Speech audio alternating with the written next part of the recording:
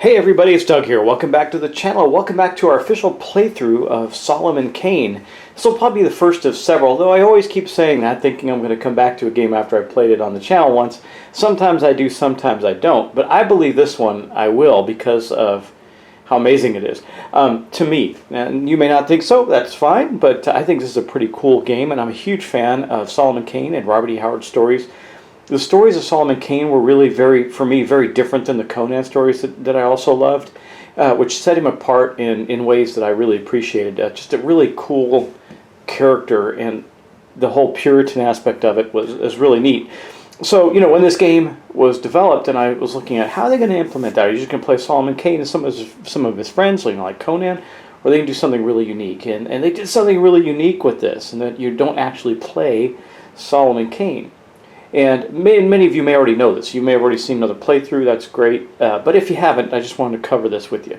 What you're playing are the virtues. Now, that you have a solo virtue that's different, but I'm not going to play with the solo play virtue. I'm going to play all four of the virtues in the game. It might be harder to do, but I think it's worth exploring and showing that off. But you're playing prudence, justice, courage, and temperance. And these are the attributes that Solomon Kane has. He's trying to navigate through his belief system as he solves these mysteries, these horrific mysteries and things that happen in the game. So we're going to guide him as these virtues. Now, in a four-player game, normally each person would control one of the virtues. I'm going to control all four, and that may give me some challenges, but I think it's going to be worth doing. We're all set up for this first scenario, which is called Rattle of Bones. In the book, it suggests 4 of them, and this one's pretty not very lengthy, and will give you a good idea of how the game plays. And then what I want to do is come back and do a real beefy one, like a longer series, similar to what I did with Sleeping Gods, but maybe not quite that long. Anyhow, we're going to talk about first about what I need to do remaining for some setup. There's a couple things I need to do for setup, though I have gotten most of the things that I need for the Rattle of Bones story. And I'm going to start right there by showing you some of the cool features of the Solomon Kane game that help you to set up and get going faster. Now, as I open the storybook, it talks about how you use the storybook, any special rules that might apply, how that works, and how you conclude the story and what your victory conditions are. This is, I think, in the front of everyone, I believe. And it talks a little bit about the actual story. Rattle of Bones is based on a story by Robert E. Howard. It's Act 1 of 1. There's only one act in this scenario here. And it says, "Great God," he muttered, as cold sweat formed on his body. "This thing is beyond all reason, yet with mine own eyes. Remember, he's got this Puritan thing going. "I see it." Solomon Kane, Rattle of Bones. That's from the story. Okay. Now, when you go to the next page, it's going to start your game, so we're not going to look at this quite yet, but we're going to look at this part right here. Now, if you haven't seen this before, don't look at it too heavily because you'll spoil it, but I wanted to point this out as one of the things that the game does really well. It tells you that you're going to pull these miniatures from the game and how many of them. And that's really cool. It also tells you specifically what tiles you're going to need for the game, which is amazing. That's how every scenario starts. So see, like, it tells me that I need the compass, which I have here. I haven't painted it yet. I definitely want to do that. I by the way, if you don't notice, these guys are primed and ready. I'm going to start painting them soon, and I did start on just get started on Solomon Kane. It looks terrible right now because I really just started. I was painting some Marvel United figures, and I decided while I was doing that, I'd get started on these guys too. So he's got a little paint on him, and it actually looks worse than probably if I left him unpainted. But we'll get there. Throughout the course of this series, you may see me more painted figures get to the board, which is cool. But these are so beautiful that I felt I needed to paint them. We're going to go over those in just a moment. Let's finish the discussion of setup. So now there's a couple things that we're going to do as well in setup and how this works. So as you can see here, I've got all this now. Things that you won't see here that I have already gotten from the box are these, the discovery cards, for example, that are for Rattle of Bones. They come in their own shrink and they have their own dividers, so it's very easy to get to there. So that's one of the things that you need to pull out in advance. The other thing you'll need is your set of darkness cards, always in every session, because you're going to be pulling those out as you go. So you'll need that to get to here, and then you'll see how this plays out in just a moment as we continue on. You'll also need to have handy and available to yourself event cards. The event card deck could be important to you, may not be. You may also need some combat cards, but that'll come up later. I don't have those out yet, just in case I don't need them. I may, but we'll see how that goes. And usually when you do need combat cards, it's very specific ones, and I have them in the box in the dividers ready to go. But these specific ones, I pulled out and put in my my card tray just because I knew they'd come up. You will always need a bunch of light tokens as well. Those are important for the game, so you'll need those. And they're going to go on things like this track here and also on your virtues that you're playing. So you'll need these out, and I would just get a whole bunch of them, keep them out and available to yourself. You'll probably use many of them throughout the game. Something else you want to set aside is the cloud. I don't remember never remember what they call this thing. Anyway, I think it's the cloud or something. There's two sides. There's a gray side and a golden side. I like this side better. It seems more heavenly, and you're playing virtues and etc. You also want to have these dice out, luck and I can't remember the mercy cubes that will give you some options throughout the game. You'll also want to keep this stack of blessings nearby. These will oftentimes end up in the cloud for yourself, so you'll need those as well, and always have those ready and available. Of course, you're going to need the dice. Now, all the dice are the same, so you just put them in a big bucket, but you're going to be rolling a lot of dice in this game because this is a dice manipulation, card manipulation mechanic that is how you play your virtues, and you'll see that in action as we go. And you also need your stat board, and this board is huge, so it kind of goes off to the side there, and you'll use that to track the stats that you have. In the game, for example, in this game, as we go to the setup piece of this scenario, we'll be manipulating these tracks. For example, our strength in this one starts on 7. I might as well set this up right now since we're already on it, right? We'll just get going and get this set up. Our clarity is going to start on, it looks like 5 for the scenario. Our compassion is going to start on 8. Ooh, we're compassionate in this one. And then our danger level, which means how many shadows are going to be coming out of this, starts on 3. Hopefully we can get that lower while increasing the others. And I think the compassion starts so high because it takes a bunch of hits in this one, if I recall. And of course, we have to set up our virtues. Now I'm going to show you how to do that. Here's the virtues board. Okay, don't worry about those tokens quite yet, but you will need these as well. These are the order tokens that you play, and you can pick and choose every round what order your virtues go in. So we're going to just set up courage real quick, and I'm going to set up all of them so you can see what cards I'm picking, etc. for these guys. But this is the deck for courage. It's not a big deck. I think it's 8 cards. And then you have your base abilities too. Now I talked about the dice. Like I said, if you don't know how to play this game, you're going to be putting dice on these. And here it says courage. Courage is bold and sometimes reckless. She cannot sit idly by, and encourages Solomon to resolve everything with action. Her specialities are moving and fighting. So, if we know we're going to be in a big fight that we have to move around the board and kill things, we need courage to be out on the board doing her thing. And as you can see, just amazing miniature. Just beautiful. And it's big too, by the way. You'll see that when we play on the board. But anyway, what we have to do is give this a quick shuffle. And we're going to make 2 piles. One's going to be our hand, one's going to be our draw pile. They're going to be 4 cards each. So let's just keep shuffling a little bit, and then we're going to draw 4. So we'll go 1, 2, 3, 4. Now we get to choose immediately what's in here. We get to take a look.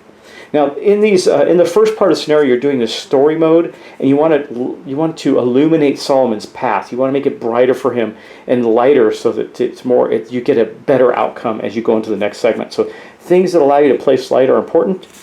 So moving will probably not be very important in this scenario, depending on what special rules we might have.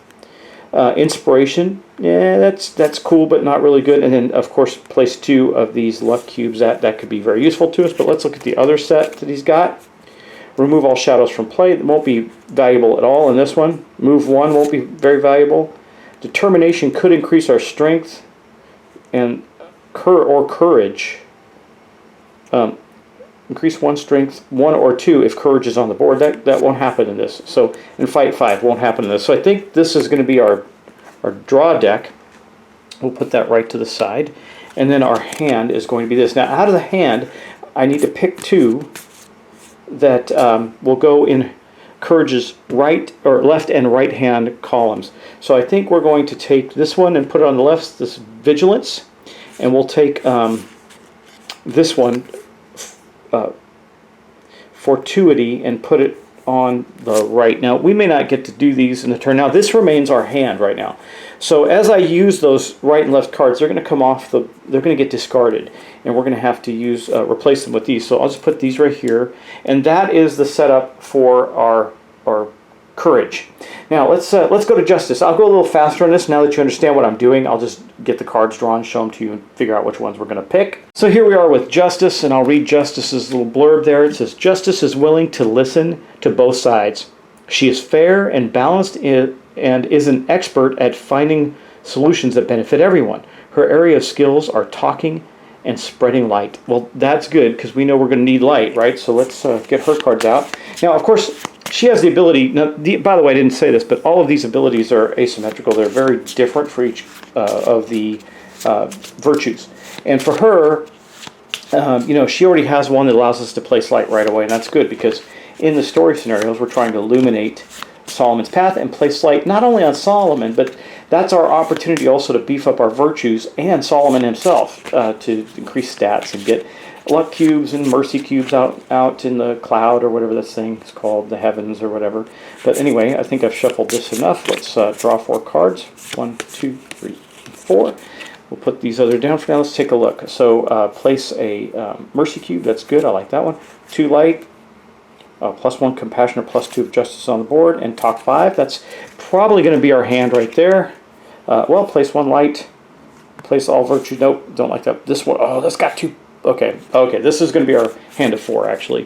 So this is going to be our deck. We're going to just place this off to the side for a moment. And then I'm going to place this one here. And let's go all out on the light for the first round, see if we can get that beefed up right there. And then this will be her hand. Okay, let's go to prudence now. One thing I'm going to tell you about the game is it is a space hog. It takes a lot of table space to play Solomon Kane, which is okay. I don't mind. It's got a great visual factor on the board as well when you're playing on the table. But I had 2 games I wanted to film at the same time, so I really had to work out my space planning on this one. I was kindly sent a copy of Slaughterville 2, and it's an enhancement to this game Slaughterville, which I really enjoyed, and I'm going to be playing that soon as well. I got it set up, and I'm doing a test play just to give myself, refamiliarize myself with the rules, etc. Even though I've played Slaughterville a bunch of times, I have a lot of friends that really like it. Anyway, we've got our deck out, so we're going to go 1, 2, 3, and 4. Put those aside right now, see what we got. Radiance. Now, I didn't read you Prudence's thing. It says, Prudence tries to keep an eye on everything. She helps the other virtues as well as Solomon and provides vital support to both. So she's a support person for sure, right? At least that's the way it reads. And so we're going to look at, so this is good. That's very, oh, look at place light, choose a virtue. That virtue immediately search their discard pile. I like that. Take 4 dice from the supply and allocate them to the virtue reserves. Okay, I'm pretty sure this is going to be our hand, but let's see what the other one shows us. Modify a track by 1 or 2 if prudence is on the board. So that's not going to help us. Choose a virtue and resolve one of their available actions for free. I'm sorry, I'm not close enough to what these are. Move 1 and oh, this is good, but I think I'm not going to put this in there. This is going to be our deck. And so for our hand, let's go back to this because I didn't think you could see it very well. We got a place 1 and place 2, and both of these actually can impact us. I think the only one that can't. Nope, but all of these are good. So we're going to place this one here and this other light one. Now this one gives us -1 strength, compassion, or clarity. So I'm not thrilled about that, but that one's going to go there. And we got a lot of light coming out on the board, and that'll be our hand. And last but not least, we have temperance. Now temperance says, temperance keeps a sharp eye and clear head. She encourages Solomon to keep his wits about him and be aware of what is going on. Her specialty is exploring the environment and avoiding nasty surprises. Well, we don't want nasty surprises, do we? And by the way, this is Temperance miniature. If you haven't seen them, they're just fantastic. Okay. Now, you notice there's some things on the board. This is light. And usually, as the more light they have, like in this case, explore equals X. That X is the number of light that we've been able to place on temperance. And that's why I said about beefing up our virtues as well as our other stats. So let's see, I think I got this nice and shuffled for her. Okay, we're going to go 1, 2, 3, 4. We'll put this aside and see what we've got here. Let's see, explore 5, not going to help. This is good, assurance, I like that, place 1 and 1. Draw 2 blessings and place 1. Okay, that's pretty neat. Doesn't do much with light, but we got so much stuff on the other characters with light. Perception, place 1 or 2 if Solomon Kane is adjacent to. Well, that's not going to help us. Oh, it'll be 1 or 2, so we can't place 1 light with that. +1 clarity if on the board. So I think we're definitely, this is going to be our hand, our deck, and this is going to be our hand. And we're going to take, I think to start, I'm going to take this one on the left and this darkness one on the right in case I feel we're in need of adding a darkness card, and that will be our hand. And those are the setup for our 4 virtues. Okay. Now I already did some of the setup for our board over there, so I did this part, but I didn't do this part. So we're going to need a discovery card 200. I'm going to have to find that in the deck here. I think it's going to be the very first one. It is. So I'm just going to put that aside for a moment. We won't look at that yet. We're also going to get 2 darkness cards as how we start this. So this, I'll just give this, I shuffled it well, but we're going to shuffle it up just a little bit again just to make sure it's nice and shuffled. By the way, there is a mechanic that allows you to make the game more difficult if you want by adding nightmare versions of the darkness cards. They're nasty. I don't recommend it on your first or even first few playthroughs of this. But if you want to go back and replay this and make it harder for yourself, that's when you could do that, I would think. Okay, and so we're going to draw 1, and then I'll just make it really random, 2. Now think about that. This is our timer, right, for the game. So we have exactly 2 turns to get as much light as possible. Good that we got the light on there. So I'm going to put these aside for the moment because I want to read the story before we get into that. So let's do that. The Cleft Skull Inn. This is chapter 1A of the story. Solomon Kane's long stride devours the miles as shadows lengthen over the black forest. He walks a quiet, lonely trail. Though some miles back he gained a companion of the road. Gaston el Armon, a dandy swordsman. Night shrouds the forest, and their thoughts turn to shelter, food, and rest. Ahead, a light twinkles through the trees, and they soon find themselves before a long, low, rambling building of heavy logs. A tavern. A sign creaks swinging in the slight breeze. It depicts a cleft skull. This place hath a foreboding aspect. Meseemeth, Kane mutters darkly. Okay, so I would have to get used to his language there. El Armand ignores the Puritan, gloomy observation, and calls out, "Landlord ho!" The door swings open, and a bearded face peers out. The owner of the face steps back and motions his guests to enter. With a grudging gesture, it seems. Within, a candle gleams on a table, and a fire smolders in the hearth. Food and wine are served, after which the landlord leads the weary travelers to their chambers. Okay, so we've been invited to the inn by the landlord. We don't know his name or what's going on, but we also have a companion with us, Gaston, who is a swordsman, right? Like a duelist. So that's going to be very interesting. So that's the story. So now we know we got our 2 darkness cards, but let's take a look at our first discovery card, D200, for Rattle of Bones, because that's going to tell us a lot about what we're going to be doing this turn. So here I'm going to get this closer so you can see it clearly. Let's get it in the green. There we go. Okay. Something is very wrong. The place, the atmosphere. Solomon must inquire further into this mystery. So we can place, I believe that is fear or courage. I got to remember the symbols on this card to gain plus. It's going to add +1 danger, but it's going to add a darkness card. So again, this is another option at any time that we can add darkness to the game. You're probably thinking, well, the darkness cards only do bad things and they're your timer. Why would you want to add darkness to the game? Well, because we only have 2 turns. If we haven't been able to illuminate his path and we want to get the best outcome, we need to do that quickly, right? So that's important that we are able to do that. Now, last but not least, we are going to take a look at a player aid. There's player aid here that I think this is a really good little player aid. It summarizes the turns and it tells you where to find it in the rule book. So on the virtues turns, we're going to start of turn effects. There aren't any currently in the scenario. We're going to roll 3 dice. Okay, this is each virtue, by the way, in turn order. Now, one thing it doesn't say is we're going to first pick the order of our virtues and how they go, but we're going to do that as well. We're going to form your dice pool. We're going to allocate the dice to actions, donate and reserve. That means donate. We can give our dice to other virtues who haven't already gone, and that's a very important distinction. We're going to resolve actions and allocate the dice that we have. We're going to place new action cards and draw up to a hand of 2. So when we have that hand of 2, whenever we use one of these cards, we will discard it. Now we can also choose to discard it. And that's another option. Like we can say at the end of our turn, we can say, yeah, I think I don't want that one anymore. Like the one I have where it adds a darkness card. Maybe we don't need it. End of turn effects and flip your turn order token. This is our turn order token. We will flip that and to know that we have gone.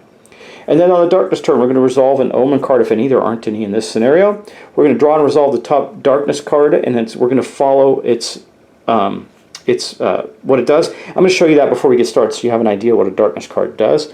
The virtue with the next turn order token starts their turn. Otherwise, the round ends. Okay. We're going to allocate dice. Now, remember, this happens after every single virtue's gone. So not all the virtues are going to get to go unless I can add some darkness to the game, because it's not all 4 of them go, then we play a darkness card. It's after every turn. So that's why it says the virtues with the next turn order starts their turn. So darkness player's turn. We don't have a darkness player in this. We're not going to worry about that. That's if you want to play a competitive version of the game where darkness is actually a character that you can play. That would be a 5-player game. Well, you could play a 3-player game, I guess, with 2 people, with a person controlling 2 virtues each, and then someone controlling darkness. Possible. Then it shows how to calculate a test, and we'll see that if it comes up. And we use those event cards to do that with.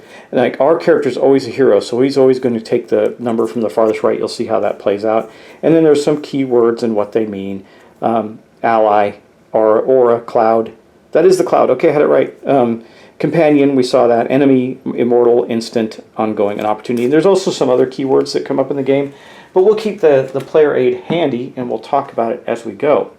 However, that being said, we're ready to start. So I do think we're going to, at least in this episode, get through this Cleft Skull Inn piece where we're going to trying to give Solomon Kane some guidance on what he should do next. He's gone into this inn. Things don't feel right. The innkeeper doesn't seem right. But we've eaten. Nothing bad happened during our time so far, and we were given our rooms to sleep in for the night, and we've done that. But I don't think, obviously, that's going to go as planned. So again, I got to think carefully because we may only get 2 turns to do this. So the first thing I have to do is allocate who's going first. Well, clearly I want to get somebody who's going to be placing out a lot of light, and I think I know who we're going to have go first. So Justice is got a light card, 3 different light cards to go on the first turn, so we may be able to get something done there, and the best option to get multiple light out on the board, especially since one of them just allows us, we can lose a compassion to do that, and that's pretty good, so that may be an option for us.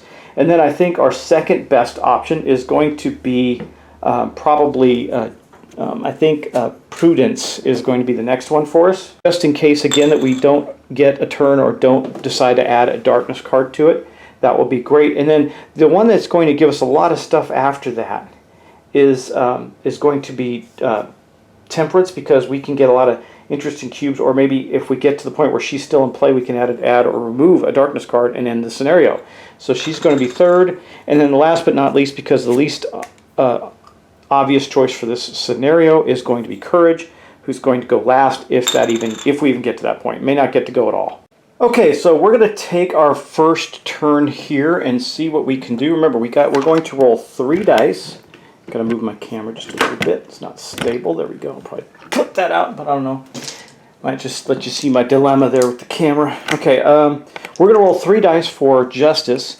And remember, these are the cards and actions we have to play. We can also, on Justice's turn, his or her, it's hard to tell if they're, I think Justice might be a dude. I think Justice is a dude, but most of them are women. But we also have the option of doing one of these things. We can re-roll a die or flip a die. And now, if flipping is basically, if it's on this symbol, don't bother, because the flipping would give you the same symbol, which is faith, and it's a wild. But if you're going for courage and you say, no, I need pain, or fear, I can flip to this side. If you're going for, I can't remember the names of all the different things, but if you're going for this one, this is pain. I've got to remember what the other one is. And you flip it, it'll go to that side, and they're always the same.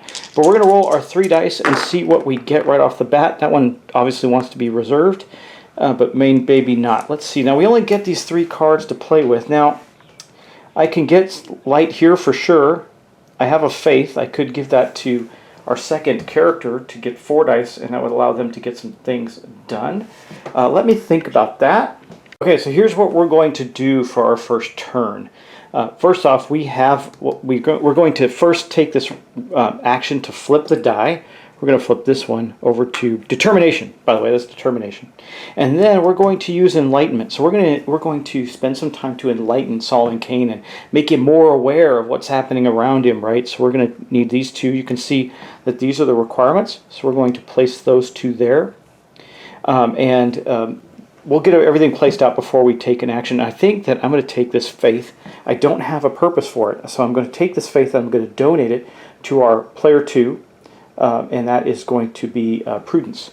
So I'm taking this die and I'm placing it in Prudence's donated section. Okay, so I've placed my dice. Now I need to take my actions. So we are going to use enlightenment to place a light token on the board. We'll do that in a second. But I'm also going to take this -1 compassion on this card. We're going to use both those cards to get 2 light out on the board on the first turn. However, we're trying to Justice tried to influence Solomon directly, and so that's making him a little less compassionate. We see his compassion drop down to 7. However, that's going to allow us to put another light token on the board. Now, there are also, typically there could be some added objectives, but there's not in this scenario. It's just illuminate his path. So we're going to do that. And so far, we've been able to, in the first turn, been able to place 2 of 3.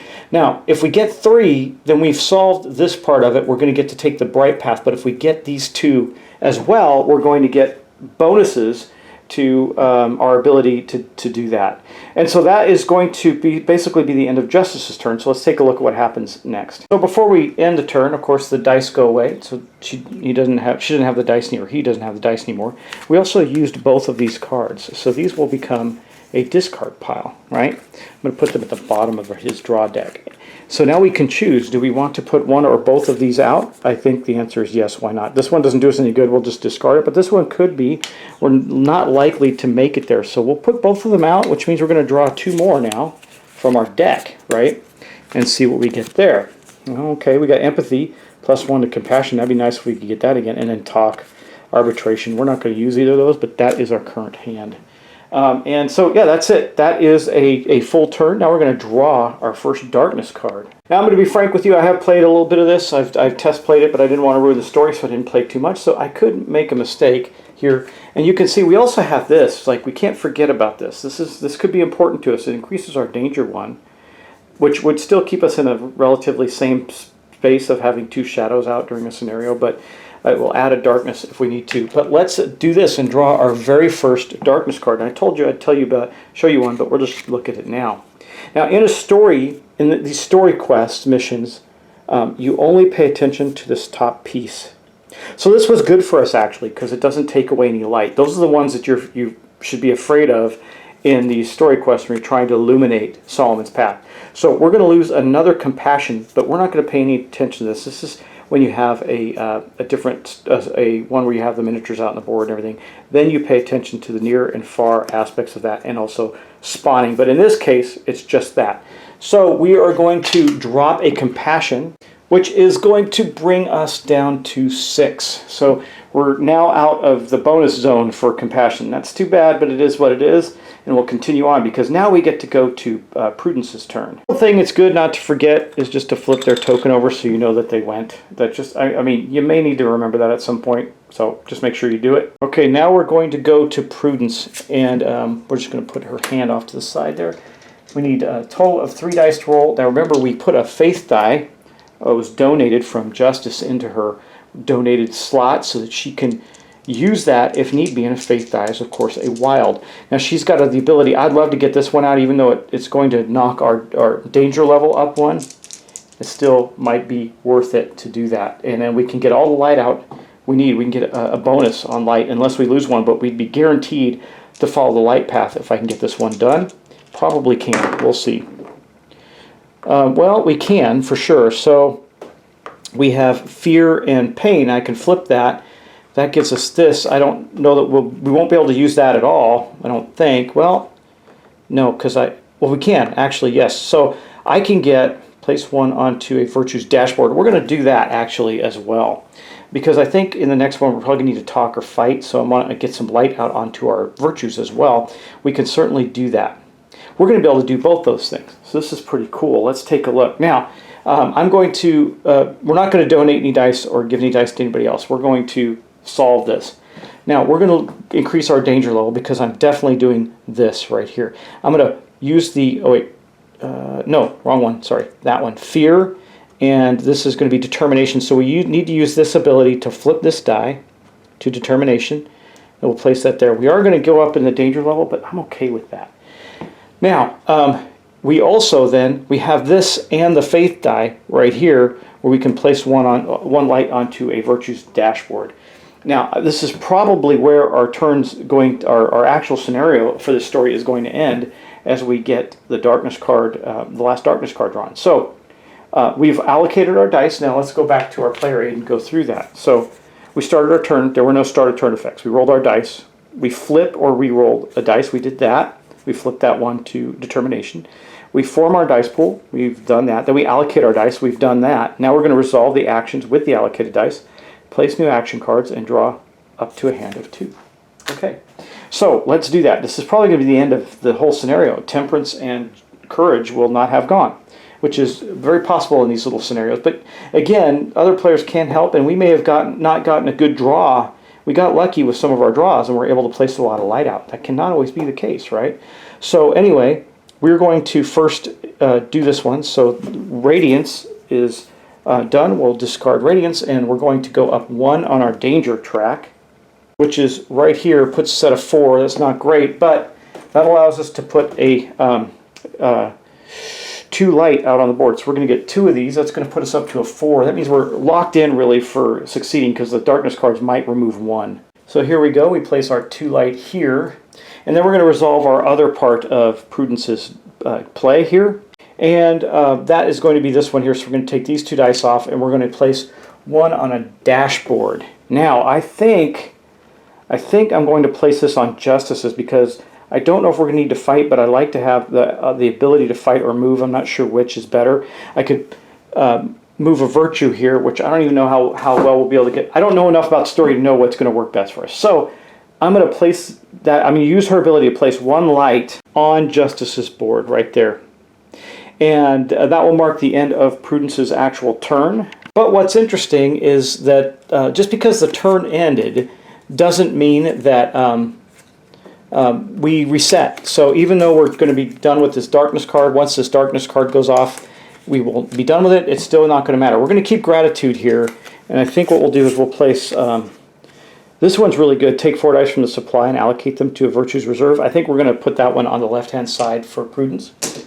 And this will remain in our hand. Then we're going to draw 2 from our deck. And so, you know, the decks are really, they're not very many, but it's really important stuff, right? So here's what we got on our deck. We're going to get choose a virtue and resolve any one of their available actions free. Very powerful. It's altruism. And moderation, modify, attract by 1 or 2 if prudence is on the board. So this may be a way to get our danger track down. Oh wait, I didn't need to draw 2. I would have drawn 1. It would have been this one. So, sorry, not drawing 2. I'll put that in there right now. We only draw up to 2. That is going to mark the end of our turn. See, I almost screwed up right there, but I caught it. Okay, and now we're going to go to darkness. Our darkness card. So let's see our last darkness card. What is it going to tell us? All virtues remove 1 die from their reserve. Oh, beautiful. So no light comes off the board. Nobody has dice in their reserve. So this basically does nothing. That was a great darkness draw. Now let's go take a look at what we've been able to accomplish. Okay, so as you can see, it says if Solomon's path is bright, it is, because these 3 make it bright. This one is a bonus for us, right? We get to proceed to 2A, and that's what we're going to do right now. So I'm going to take this off. We're not going to even talk about the dark part, the 2B. We're just going to flip the page and go on to the next thing. It is another story quest. So, okay, this will be interesting. I'm going to flip the book over so you can see what we're going to be doing and read the storyline. Insecure quarters. Kane and El Armand follow their silent host down a long, dark hall.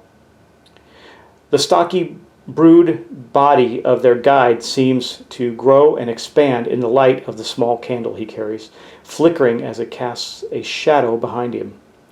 At a certain door he halts, indicating this is the men's sleeping quarters. Kane and El Armand enter, and the host follows to light a candle for them from the one he carries. He then lurches back the way he came. In the chamber, the 2 men glance at one another.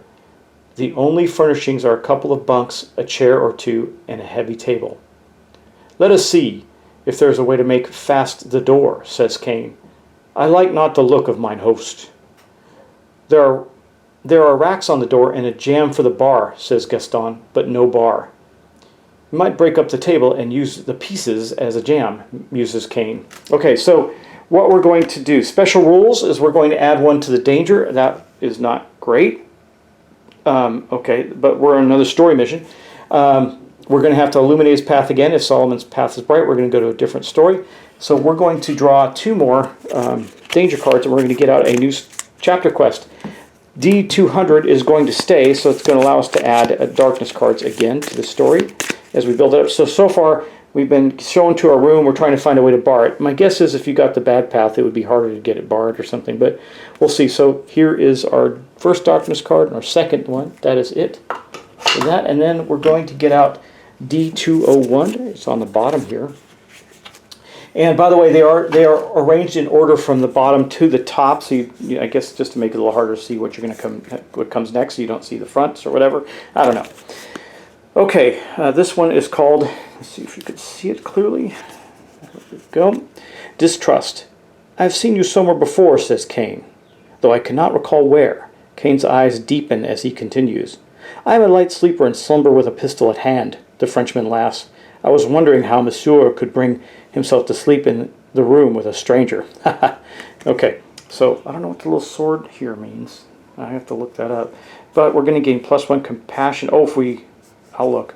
1 virtue must change 1 reserve or donate a dice to that. Okay, remains in play.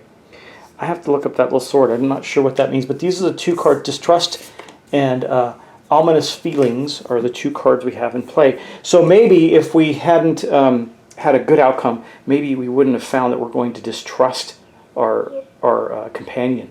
That may have been what would happen. So right now Solomon's in the room with him, and he's going, I think I know you, and I don't think I like you, so I'm going to not trust you.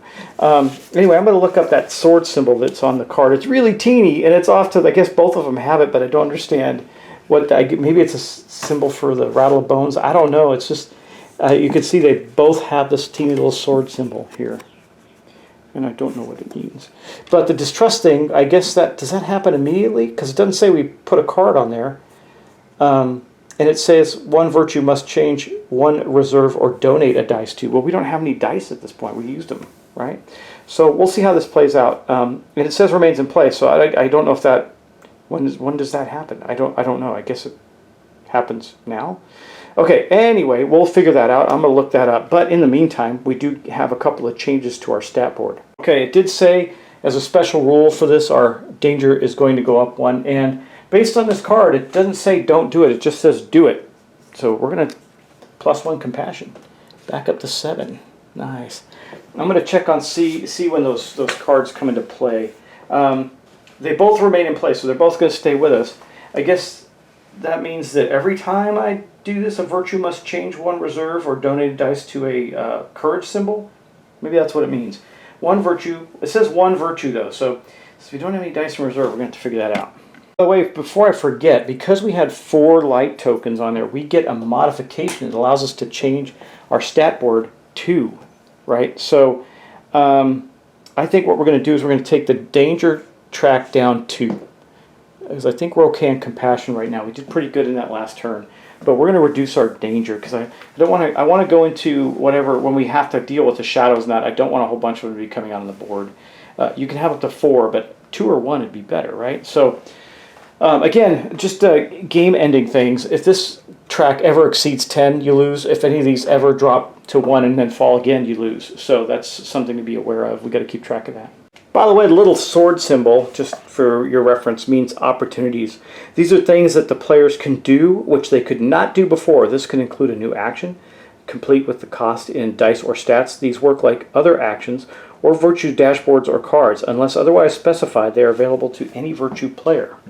Okay, well, that's fair enough. That helps us understand what the little sword symbol is. It means it's from opportunity. We know that's true of the ominous feelings, but I'm not too sure on this discriminate or distrust still. We'll have to see how that plays out. Because you don't take an action, it just is. So I think, though, I guess when we actually do the 1 virtue must change 1 reserve or donated dice to a courage, I think that the first time we do that, I guess that would have to happen. I think. Not sure. We're going to find out before the next round, because this is where we're going to end our play session for today. So we have found so Solomon Kane, first off, I explained all the rules. I hope you got something out of that. Then Solomon Kane came to this inn called the Cleft Skull, I think it was, and it doesn't seem right. Something's wrong with this place. They have he has a guest with him, Gaston Armand, who is with him, and they have dinner and everything, and the innkeeper takes them back to their room. Something just feels off because we illuminated, the virtues illuminated Solomon's path. He is able to discern that something's not right with both the innkeeper and perhaps his companion, who he thinks he might recognize. Now he's trying to find a way to bar the door to keep them safe inside, but he also makes a point of telling his companion that he's a light sleeper and keeps a pistol handy. Yep, that's right. He's going to shoot that guy, I think. We'll see. But I don't know that, so we will see how Insecure Quarters goes. We've got to illuminate his path again, which we will do in the next episode. And we have our 2 darkness cards and our 2 discovery cards, which change or augment the story line as we go. Pretty exciting stuff. I really like this. I mean, like, we're not even fighting yet, but it's so intriguing to see how the story plays out and how you affect it. It's just a cool thing, and I love the whole concept of the virtues helping Solomon Kane. And why do we have these big miniatures? Because there's going to be a point where these virtues, if you haven't seen anything about Solomon Kane before, where these virtues are on the board, on the actual play board, helping Solomon Kane and driving away the shadows and giving him using their aura to promote his ability and give him more power. It's pretty cool stuff. And anyway, we'll see you in the next episode of Solomon Kane. I hope you enjoyed this. I certainly have. And we'll see how this plays out in the next one.